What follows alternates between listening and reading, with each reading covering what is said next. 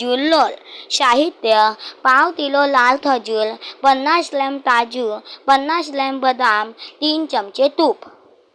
कृती: 3 चमचे तुपात उभा चिरून मिक्सरमध्ये फिरवलेला लाल खजुराची पेस्ट परतून घ्या.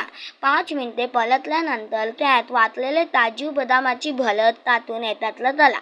त्यावेळी गॅस मंद आचेवर असू द्या. 2 मिनिटात मिश्रण तूप लावलेल्या थालीत काढून थापा. साधारण जाडसरच थर असू द्या. थंड झाल्यावर त्याचा लांबटसर गोळा बनवून फ्रीजमध्ये 2 तास ठेवा. 2 तासानंतर बाहेर काढून शिलीने तापा. स्वादिष्ट खजूर लोल तयार. टीप: खजूर लोल प्रमाणेच याच मिश्रणाचे आपण लाडू देखील बनवू शकतो. मात्र लाडू बनवायचे असतील तर लांबट खजुराचा गोळा फ्रीजमध्ये ठेवू नये. हा माझा व्हिडिओ आवडला असेल तर मला जरूर सबस्क्राईब करा, शेअर करा आणि लाईक करा. धन्यवाद.